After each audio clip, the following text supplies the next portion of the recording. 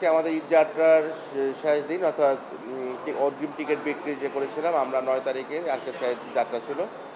তো যাই হোক, আজকে গত ৬ দিনে যে সকল সম্বন্ধে যাত্রীগণ অনলাইনে টিকিট কেটেছিলেন তারা নিরাপদে নির্বিঘ্নে যার যার নিজ নিজ গন্তব্যে পৌঁছতে পেরেছেন।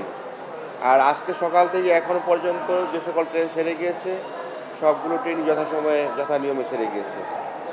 হ্যাঁ, আপনারা অধিকটা লক্ষ্য করেছেন যে গতকালকে গার্মেন্টসগুলো ছুটি হওয়ার পর থেকে এখনও পর্যন্ত আমাদের একটি ট্রেনে ওভারলোডেড, অর্থাৎ বেশ যাত্রী চাপ বৃদ্ধি পেয়েছে এবং আন্তনগর রংপুর এবং একতা এক্সপ্রেস ট্রেনে ব্যাপক যাত্রী চাপ লক্ষ্য করা গেছে। যদিও আমরা ছাদে ভ্রমণ এবং নিরুৎসাহিত করেছিলাম, আমাদের আইনশৃঙ্খলা বাহিনী যথেষ্ট চেষ্টা করেছে, শেষ পর্যন্ত চেষ্টা করেছে, কিন্তু বাস্তবতার সাথে পেরে ওঠেনি। আপনি জানেন যে আমাদের আইনশৃঙ্খলা রক্ষাকারী বাহিনী ব্যাপক চেষ্টা করেছে, কিন্তু বাস্তবতার সাথে পেরে ওঠেনি। যদিও বাস্তবতা, আপনি জানেন যে এই উৎসব মুখর মানুষগুলো দুই একটা অঞ্চল ভিত্তিক দুই একটা অঞ্চলের ট্রেন ছাড়া আর বাকি সবগুলো ট্রেনই সুন্দর সুশৃঙ্খলভাবে ছেড়ে গিয়েছে। কেবলমাত্র আন্তনগর রংপুর, যেহেতু ওই অঞ্চলে শুধুমাত্র রংপুর এক্সপ্রেস ট্রেনই আজকে একটি ট্রেনই ছিল সকালে, যার কারণে এটাতে বেশি ব্যাপক চাপ পড়েছে।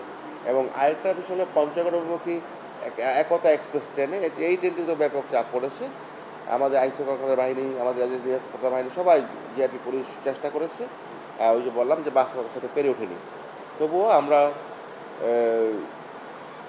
এই উৎসবমুখর পরিবেশে সকল সমাজ জনসাধারণের যেন যারা নিরাপদে বাড়ি পৌঁছতে পারে সেই দোয়াই করি, এবং সকলের যাত্রায় শুভ হোক।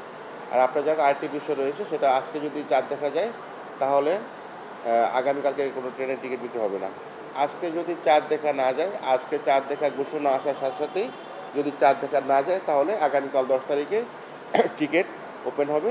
অফলাইন অনলাইন দুভাবেই যুগপথভাবে মানুষ টিকিট কাটতে পারবেন। ধন্যবাদ।